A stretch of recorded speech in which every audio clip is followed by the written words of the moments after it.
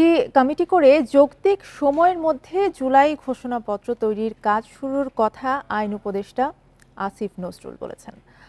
বৃহস্পতিবার প্রধান উপদেষ্টার সঙ্গে বৈঠক শেষে এই কথা বলেন তিনি। সব দল এবং অংশীজনের পরামর্শ নেওয়ার কথা বলেন বিএনপির স্থায়ী কমিটির সদস্য সালাউদ্দিন আহমেদ। তবে ঘোষণাপত্র তৈরিতে সময়ক্ষেপণ চায় না বৈষম্য বিরোধী ছাত্র আন্দোলন ও নাগরিক কমিটি। বৃহস্পতিবার বেলা ৪টায় রাজধানীর ফরেন সার্ভিস একাডেমিতে প্রধান উপদেষ্টার সঙ্গে রাজনৈতিক দলগুলোর বৈঠক। উদ্দেশ্য জুলাই ঘোষণাপত্র প্রকাশ। ৪টার আগে থেকে আসতে শুরু করে রাজনৈতিক দলের প্রতিনিধিরা। ৪টার কিছু পরে আসেন প্রধান উপদেষ্টা অধ্যাপক মোহাম্মদ ইউনুস। ১.৫ ঘন্টার বৈঠকে ঘোষণাপত্র তৈরির পদ্ধতিগত দিক নিয়ে আলোচনা হয়। ১৫ বছরে ফ্যাসিবাদের বিরুদ্ধে আন্দোলন করা সবার ভূমিকা তুলে ধরার সুপারিশ করে দলগুলো। সেটার একটা পদ্ধতিগত দিক কি হবে, কিভাবে এই দলিলটি তৈরি হবে, সেই বিষয়ে আমরা আমাদের প্রস্তাবগুলো তুলে ধরেছি। এই ১৫ বছরে যে সকল সাংবাদিক, সাংস্কৃতিক কর্মী, লেখক গুম, খুন, নির্যাতনের শিকার হয়েছে তাদের অবদান স্পষ্টভাবে ঘোষণাপত্রে উল্লেখ থাকতে হবে। বৈঠকে বিএনপির স্থায়ী কমিটির সদস্য সালাউদ্দিন আহমেদ সব দল ও অংশীজনের পরামর্শ নিতে অনুরোধ জানান। দলিল তৈরিতে অস্থিরতা না করার কথা বলা হয় জামাত ইসলামীর পক্ষ থেকে।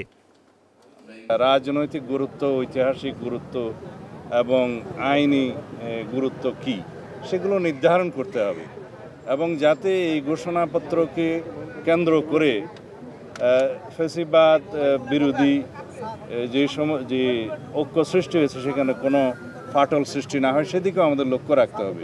সরকারের এমন একটা মূল্যবান দলিল তৈরির পেছনে কোনো অস্থিরতা, কোনো অসঙ্গতি, কোনো সমন্বয়হীনতার প্রয়োজন নেই।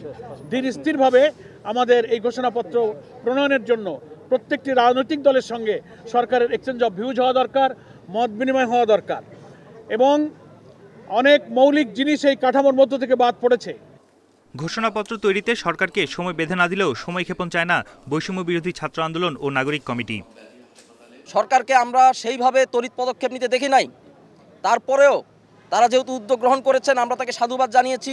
স্পেসিফিক কোনো ডেডলাইন হয় নাই, তবে এটাতে সবাই সম্মত হয়েছে। অনেক বেশি দেরিও নয়, আবারই খুব তাড়াতাড়িও নয়। আলোচনায় দলগুলো কমিটি গঠনে একমত বলে আইন উপদেষ্টা জানান সেই পথেই হাঁটতে চায় সরকার। কয়েকজন প্রস্তাব করেছেন যে এই লক্ষ্যে সংগঠিতভাবে আলোচনা পরিচালনার জন্য যেন একটা কমিটি গঠন করা হয়। এই ধরনের প্রস্তাব আসছে। আমরা এই সকল প্রস্তাব অ্যাক্টিভলি বিবেচনা করে দ্রুত সিদ্ধান্ত নিব। এর আগে শিক্ষার্থীদের দাবির প্রেক্ষিতে জুলাই ঘোষণাপত্র তৈরির উদ্যোগ নেয় অন্তর্বর্তী সরকার। বন ইবনে কামাল, ইন্ডিপেন্ডেন্ট নিউজ, ঢাকা। জুলাই অভ্যুত্থানের ঘোষণাপত্র সবাইকে নিয়েই প্রস্তুত করতে হবে, না হলে উদ্দেশ্য ব্যাহত হবে বলে মন্তব্য করেছেন প্রধান উপদেষ্টা অধ্যাপক ইউনুস। জুলাই ঘোষণাপত্র প্রণয়নের প্রস্তুতির অংশ হিসেবে রাজনৈতিক দলগুলোর প্রতিনিধিদের সাথে বৈঠকের শুরুতে এসব কথা বলেন অন্তর্বর্তী সরকার প্রধান। খুবই সাহসী মনে হচ্ছে আপনাদেরকে দেখে, ৫ই আগস্টের কথা স্মরণ করে যে আমরা একতাবদ্ধভাবে আছি এবং কিভাবে সেই একতাকে মানুষের সামনে প্রকাশ করব, এই ৫ই আগস্টকে রিক্রিয়েট করব, সেটি এখন আলাপের বিষয়বস্তু হবে। আপনারা দোয়া করবেন,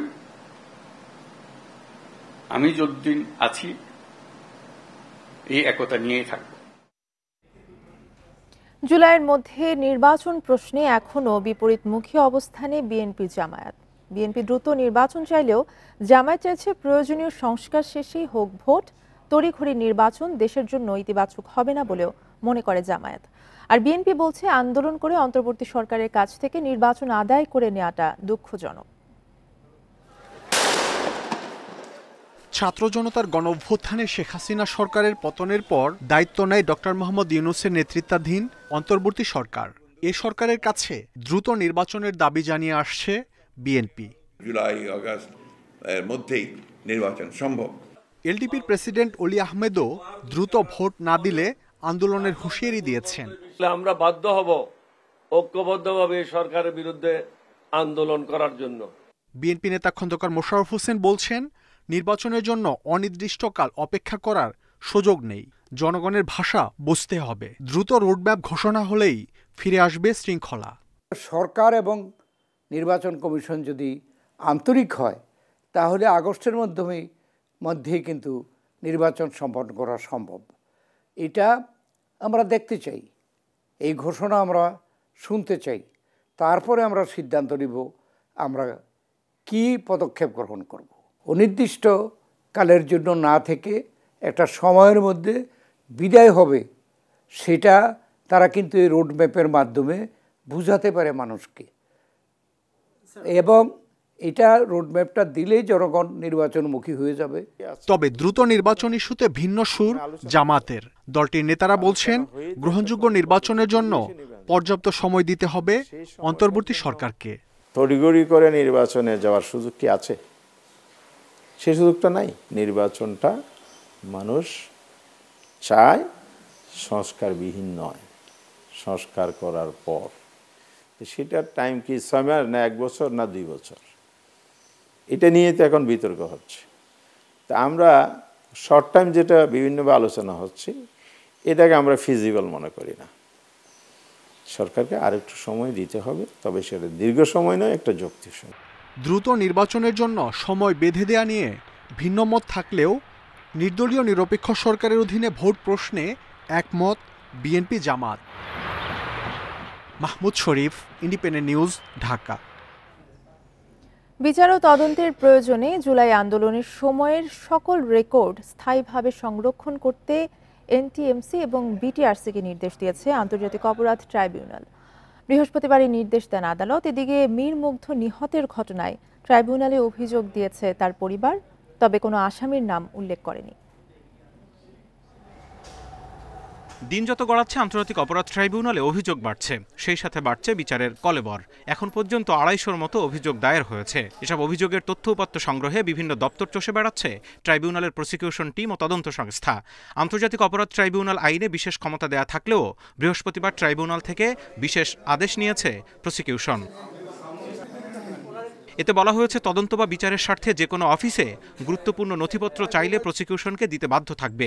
সেই সাথে এনটিএমসি এবং বিটিআরসির কাছে থাকা জুলাই আগস্টের আন্দোলনের সকল তথ্য উপাত্ত স্থায়ীভাবে সংরক্ষণ করতে নির্দেশ দিয়েছে আদালত। দ্বিতীয় আদেশ যেটা দিয়েছেন, বাংলাদেশের যতগুলো টেলিকমিউনিকেশন অপারেটরস আছে এবং ইন্টারনেট সার্ভিস প্রোভাইডার আছে, তাদের প্রতি একটা নির্দেশনা দিয়েছেন যে তারা যেন আমাদের যে তদন্ত সংস্থা আছে তারা কম্প্রিহেন্সিভ ইনভেস্টিগেশন করার জন্য তাদের network system device, IT log, sys log and other relevant digital footprints, এগুলোর ব্যাপারে যাতে তদন্ত কাজে তারা সাহায্য করেন।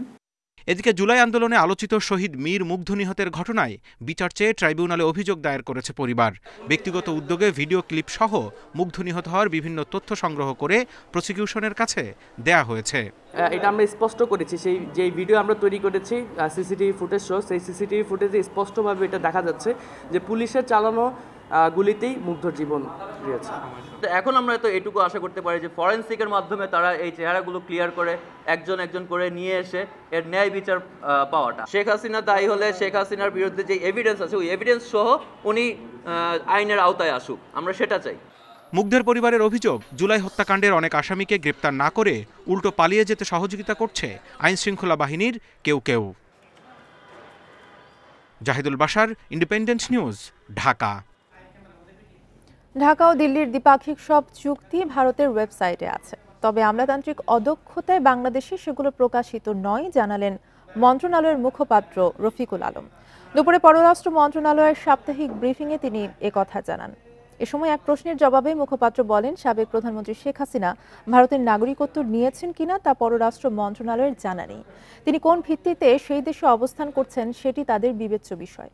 এদিকে গণ অভ্যুত্থানে আহতদের বিষয়ে মুখপাত্র জানান, গুরুতর আহতদের মধ্যে 13 জন বিদেশে চিকিৎসা নিচ্ছেন। এদের মধ্যে 2 জন দেশে ফিরেছেন। উন্নত চিকিৎসার জন্য আরও 14 জনকে ভিসা দেওয়া হয়েছে। এছাড়া তিনি জানান, 21 জানুয়ারি সুইজারল্যান্ড সফরে যাচ্ছেন প্রধান উপদেষ্টা। তবে যুক্তরাষ্ট্রের নতুন প্রেসিডেন্টের শপথ অনুষ্ঠানে ওয়াশিংটনে বাংলাদেশ মিশনের প্রধান উপস্থিত থেকে দেশের প্রতিনিধিত্ব করবেন। 13 জন আহত চিকিৎসা সেবা প্রার্থীকে দেশের বাইরে উন্নত চিকিৎসা প্রদানের লক্ষ্যে পাঠানো সম্ভব হয়েছে। এর মধ্যে 2 জন চিকিৎসা সেবা গ্রহণ করে দেশে ফেরত এসেছেন।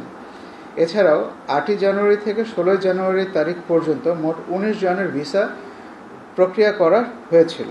ইতিমধ্যে 14 জন ভিসা পেয়ে গেছেন। সব মামলায় খালাস পাওয়ায় 17 বছর পর কারামুক্ত হলেন সাবেক স্বরাষ্ট্র প্রতিমন্ত্রী লুৎফুজ্জামান বাবর। দুপুর 2টার দিকে তিনি মুক্তি পান বলে জানিয়েছে কারা কর্তৃপক্ষ। কারামুক্তি উপলক্ষে সকাল থেকে ঢাকা কেন্দ্রীয় কারাগারের সামনে জড়ো হন বিএনপি কর্মী সমর্থকরা। এ সময় তারা ব্যানার ফেস্টুন নিয়ে স্লোগান দেন নেতার মুক্তির আনন্দে। এর আগে মঙ্গলবার আলোচিত 10 ট্রাক অস্ত্র মামলায় লুৎফুজ্জামান বাবর সহ 5 জনকে খালাস দেয় হাইকোর্ট। 2004 সালের 1 এপ্রিল চট্টগ্রামের CUFL ঘাট থেকে আটক করা হয় 10 ট্রাক অস্ত্রের চালান। পরে কর্ণফুলী থানায় অস্ত্র ও বিশেষ ক্ষমতা আইনে চোরাচালানের অভিযোগে 2টি মামলা হয়।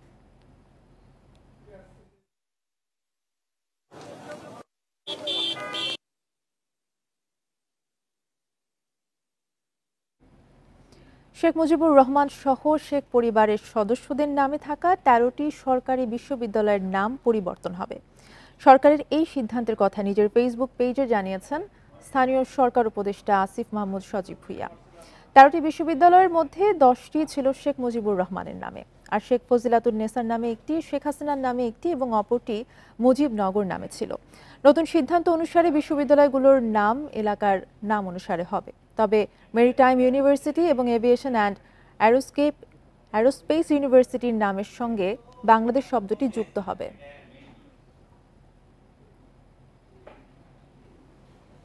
রেস্তোরাঁয় আগের 5% ভ্যাটই বহাল থাকছে। নতুন করে যোগ করা বাড়তি ভ্যাট প্রত্যাহার করে রোববার অধ্যাদেশ জারি করবে এনবিআর। বৃহস্পতিবার এই তথ্য জানায় রাজস্ব বোর্ড। এদিকে পোশাক, ওষুধ সহ বেশ কয়েকটি পণ্যের ভ্যাট পুনর্বিবেচনার ঘোষণা দিয়েছেন অর্থ উপদেষ্টা।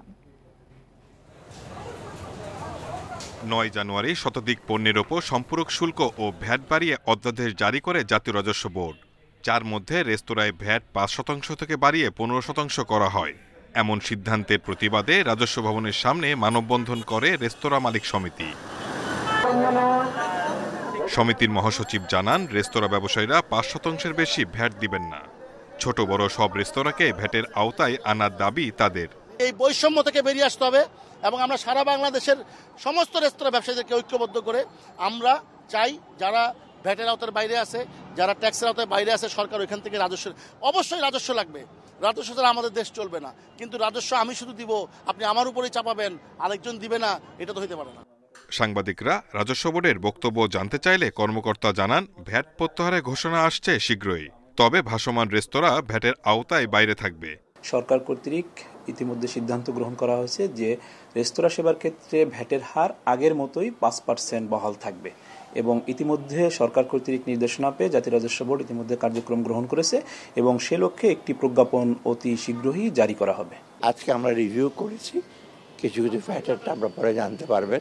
আদেশ আসবে কয়েকটা জিনিস অত্যাবশ্যক জিনিস, অত্যাবশ্যক না কিছু কিছু রেস্টুরেন্টের উপর আমরা বলেছি, তারপরে ওষুধের ব্যাপারে, তারপরে আপনার আরও কয়েকটা ওরা দেখতে পারেন মোটামুটি সাশ্রয়ী। পরে রাজস্ব বোর্ডের ভ্যাট প্রত্যাহারের এমন সিদ্ধান্তকে স্বাগত জানায় রেস্তোরাঁ মালিক সমিতি। Shahid Ahmed, independent news, Dhaka. মতিঝিলে হামলায় জড়িতদের গ্রেফতার ও বিচারের দাবিতে সংক্ষুব্ধ পাহাড়ি ছাত্র জনতার বিক্ষোভে লাঠিচার্জ ও ছত্রভঙ্গ করে দিয়েছে পুলিশ। এতে আহত হয়েছে 10 জন। এই ঘটনাকে অন্তর্বর্তী সরকারের ফ্যাসিবাদী আচরণ বলে সমালোচনা করেছেন প্রগতিশীল ছাত্র সংগঠন ও শিক্ষকরা। তারা বলেন, মাত্র 4.5 মাসে জুলাই অভ্যুত্থানের চেতনা নষ্টের পায়তারা চলছে। মতিঝিলে পাহাড়ি ছাত্র জনতার ওপর হামলায় জড়িতদের গ্রেপ্তার ও বিচারের দাবিতে মিছিল বের করে সংক্ষুব্ধ শিক্ষার্থীরা। মিছিলটি হাইকোর্ট মোড়ে পৌঁছালে পুলিশের বাধার মুখে পড়ে। বিক্ষোভ সামাল দিতে কঠোর হয় পুলিশ। শিক্ষা ভবন ও ঢাকা বিশ্ববিদ্যালয়ের শহীদুল্লাহ হলের পাশে আরেক দফা চড়াও হয় পুলিশ। ওনারা বলতেছে, আমরা আদিবাসী স্বীকৃতি যদি দেওয়া হয় আমরা দেশ থেকে বিচ্ছিন্ন হয়ে যাব, এটা ভারতের চক্রান্ত, এমন নানা ধরনের ট্যাগ দিচ্ছে। ফ্যাসিস্ট আমলে আমরা দেখতাম বিভিন্ন ধরনের আন্দোলন সংগ্রামকে নানা রকম ভাবে দমন করার জন্য যে অস্ত্র ব্যবহার করা হতো, অন্তর্বর্তী সরকার সেই একই অস্ত্র ব্যবহার করে। বৃহস্পতিবার দুপুরে ঢাকা বিশ্ববিদ্যালয়ের রাজু ভাস্কর্যে বিক্ষোভ সমাবেশ করে শিক্ষার্থীরা। এতে অংশ নেন সেখানকার আদিবাসী ও প্রগতিশীল ছাত্র সংগঠন ও শিক্ষকরা। তারা বলেন, সন্ত্রাসী কর্মকাণ্ডে জড়িত থাকায় স্টুডেন্টস ফর সোভারেন্টি নামের সংগঠনটির বিরুদ্ধে ব্যবস্থা নিতে হবে। আমাদের উপর যে সংগঠন আক্রমণ করেছে সেই সংগঠন ঢাকা বিশ্ববিদ্যালয় থেকে প্রতিষ্ঠিত হওয়া, কিন্তু দুর্ভাগ্যজনকভাবে আমাদের বিশ্ববিদ্যালয় কর্তৃপক্ষ এখন পর্যন্ত তাদের ব্যাপারে কোনো ধরনের পদক্ষেপ নেয়নি। অন্তর্বর্তীকালীন সরকার যদি পূর্বের স্বৈরাচারী শাসকের মতো গতকালের হামলার ঘটনা ধামাচাপা দেওয়ার চেষ্টা করে, তাহলে তার পরিণাম ভালো হবে না। সুন্দর বাংলাদেশ গড়ার বিরুদ্ধে যারাই দাঁড়াচ্ছে আমরা সেটা প্রতিহত করব। শিক্ষকরা বলেন, জুলাই অভ্যুত্থানে জাতি ধর্মের ঊর্ধ্বে বৈষম্যহীন একটি রাষ্ট্র গঠন ছিল প্রধান অঙ্গীকার। মাত্র 4.5 মাসে সেই চেতনা নষ্টের পায়তারা চলছে। আমাদের স্বপ্ন বাস্তবায়ন করার যারা দায়িত্ব নিয়েছেন তারা যদি এই দায়িত্ব পালন না করতে পারেন তাহলে তো আসলে আমাদের হাতে আপনারা কি অপশন রাখছেন? জাতীয় শিক্ষাক্রম ও পাঠ্যপুস্তকে আদিবাসী গ্রাফিতি স্থাপন ও হামলার বিচারের দাবিতে শনিবার কেন্দ্রীয় শহীদ মিনারে সংহতি সমাবেশের ডাক দিয়েছে আদিবাসী শিক্ষার্থীরা। Shahriar Anirban, independent news, Dhaka. ঢাকায় সংক্ষুব্ধ আদিবাসী ছাত্র জনতার ওপর হামলার প্রতিবাদে খাগড়াছড়ির রাঙামাটি এবং বান্দরবানে বিক্ষোভ মিছিল ও সমাবেশ করেছে পাহাড়ি শিক্ষার্থীরা। সকালে খাগড়াছড়ি সরকারি কলেজ থেকে সংক্ষুব্ধ আদিবাসী ছাত্র জনতার ব্যানারে এই কর্মসূচির আয়োজন করা হয়। শুরুতে একটি মিছিল শহরের শাপলা চত্বর ঘুরে চেঙ্গি স্কোয়ারে গিয়ে শেষ হয়। পরে সমাবেশে বক্তারা অভিযোগ করেন, পাহাড়িদের দাবি আদায়ের আন্দোলন দমন পীড়নে বন্ধ করার চেষ্টা করা হচ্ছে। দোষীদের গ্রেফতার ও বিচারের দাবিতে রাঙামাটিতেও বিক্ষোভ সমাবেশ অনুষ্ঠিত হয়েছে। সকালে সংক্ষুব্ধ আদিবাসী ছাত্র জনতার ব্যানারে শহরের জিমনেশিয়াম এলাকায় সমাবেশের আয়োজন করা হয়।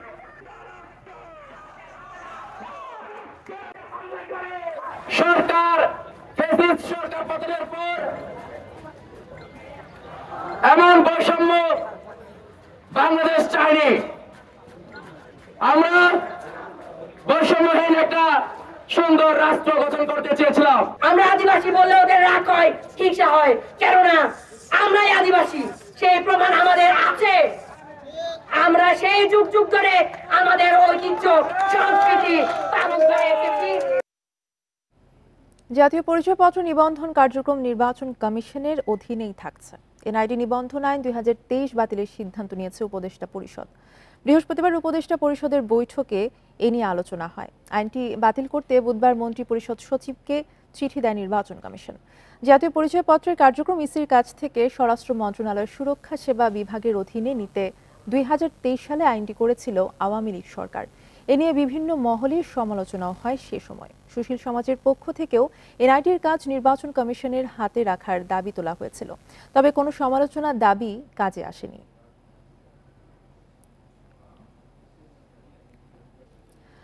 নরসিংদীতে অবৈধ বালু মহলের ড্রেজার থেকে ভ্রাম্যমাণ আদালতকে লক্ষ্য করে গুলি ছোড়ার অভিযোগ উঠেছে। বৃহস্পতিবার দুপুর 1:30টার দিকে রায়পুরা উপজেলায় মেঘনা নদীতে অভিযানের সময় এই ঘটনা ঘটে।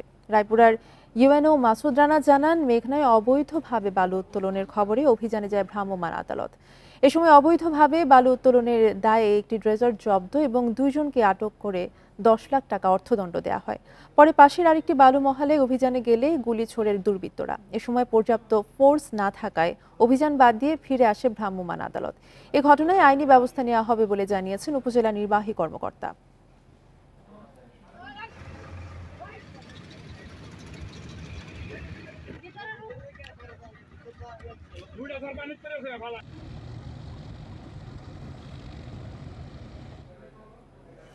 শাহজালাল বিমানবন্দরের 3rd টার্মিনাল আগামী নভেম্বরে যাত্রীদের জন্য খুলে দেওয়ার পরিকল্পনা বেসামরিক বিমান চলাচল কর্তৃপক্ষের।